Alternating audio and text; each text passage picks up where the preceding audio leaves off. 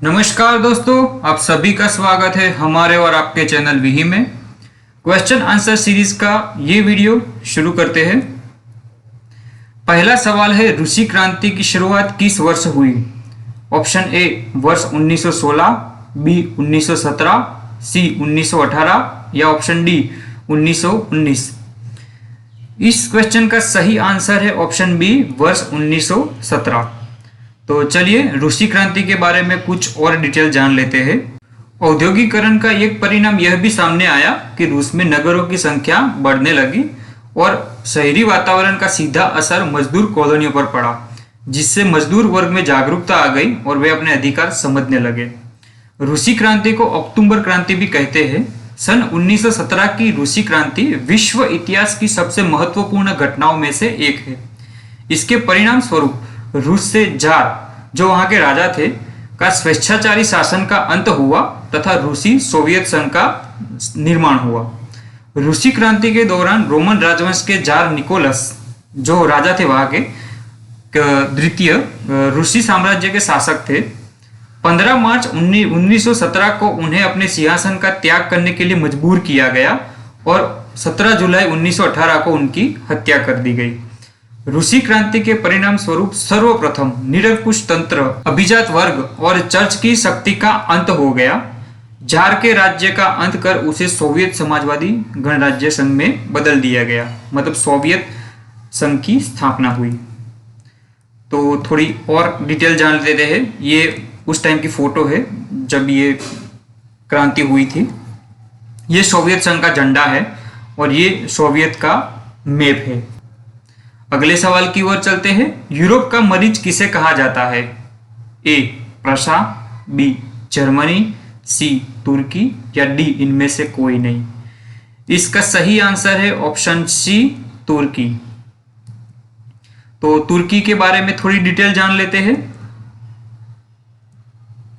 ये तुर्की का फ्लैग है। वर्ल्ड मैप में देखोगे तो तुर्की यहाँ पे एक छोटा सा देश है, जो रेड में हाईलाइट है, वो अगर आपको दिख रहा हो तो। 18वीं शताब्दी तक तुर्की समाज अति विशाल था और शक्तिशाली बना रहा, किंतु तुर्की सुल्तानों की विलासी प्रवृत्ति, अत्याचार के कारण यह विशाल साम्राज्य पतन की ओर अग्रसर हो चला था। बाल्कन प्रदेश में रहने वाले विभिन्न जातियां अपनी स्वतंत्रता के लिए आंदोलन करने लगी। 19वीं शताब्दी में साम्राज्य के पतन की प्रक्रिया उत्तरोत्तर बढ़ती गई। धीरे धीरे तुर्की की हालत इतनी खराब हो गई कि उसे यूरोप का मरीज कहा जाने लगा। निम्नलिखित में से किस व्यक्ति ने एक राष्ट्र एक नेता का नारा दिया था? A Hitler, B Mussolini, C Louis 16वें, डी लेनिन। इसका सही उत्तर है ऑप्शन ए हिटलर। हिटलर भाई साहब के बारे में वैसे तो हम सभी बहुत जानते हैं, तो चलिए थोड़ा ओवरव्यू देख लेते हैं। ये उनकी फोटो है। अडोल्फ हिटलर उनका पूरा नाम है। अडोल्फ हिटलर का जन्म ऑस्ट्रिया के वोन नामक स्थान पर 20 अप्रैल 1889 में हुआ और प्रारंभिक शिक्षा लिंज नामक स्थान पर हुई। हिटलर जब 4 साल का था तो एक चर्च के पादरी ने उसे डूबने से बचाया था। हिटलर नाजी पार्टी से जुड़ा था।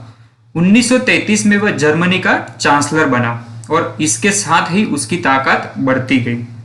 1934 में वह जर्मनी का अधिनायक बना। 1933 से 1945 तक वह जर्मनी का तानाशाह रहा। पहले विश्व युद्ध में जर्मनी का अपमान का वह बदला लेना चाहता था।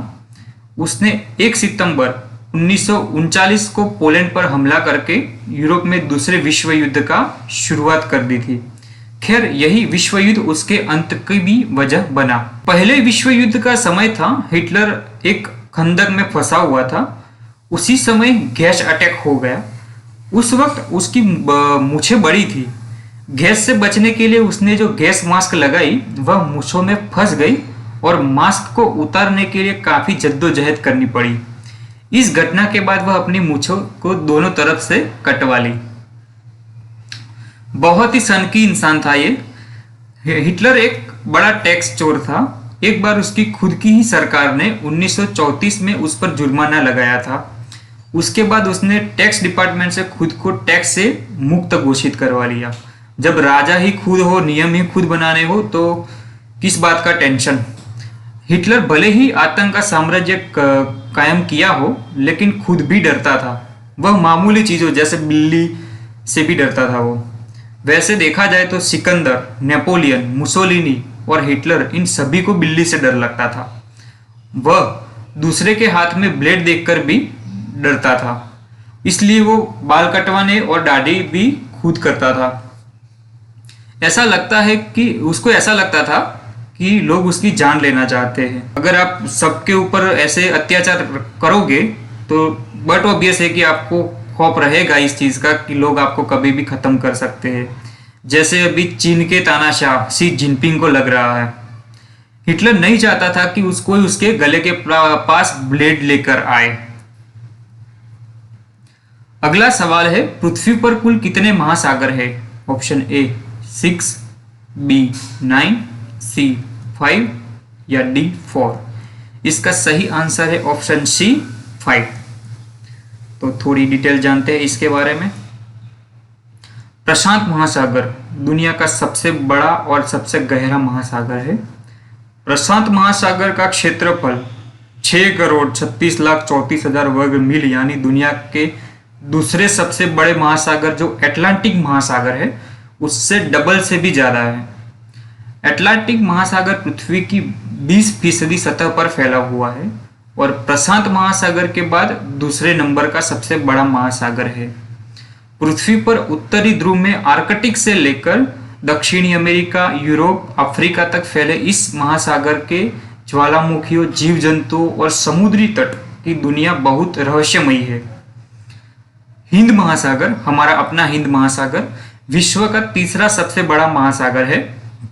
यह महासागर विश्व के अन्य महासागरों की तुलना में अधिक गर्म है।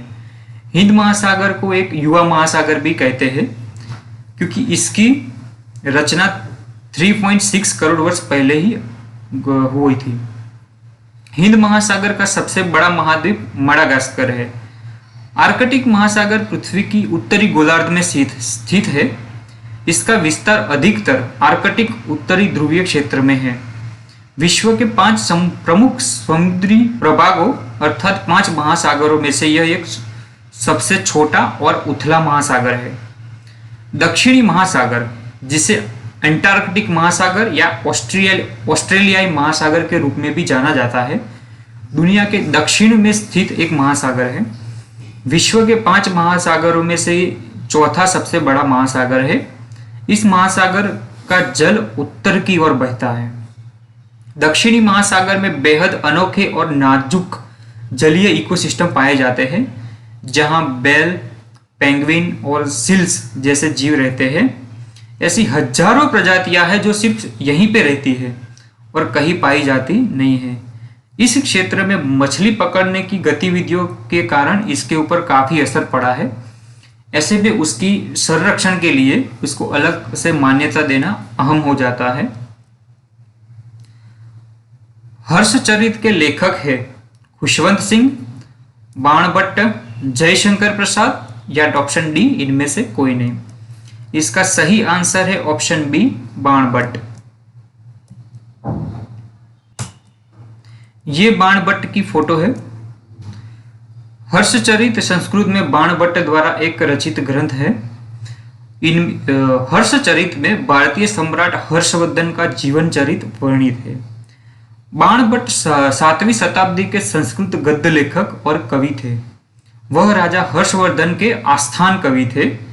उन्होंने 2 प्रमुख ग्रंथ की रचना की है, हर्षचरितम तथा कादम्बरी। वीडियो को अंततः देखने के लिए आप सभी का धन्यवाद। Thank you.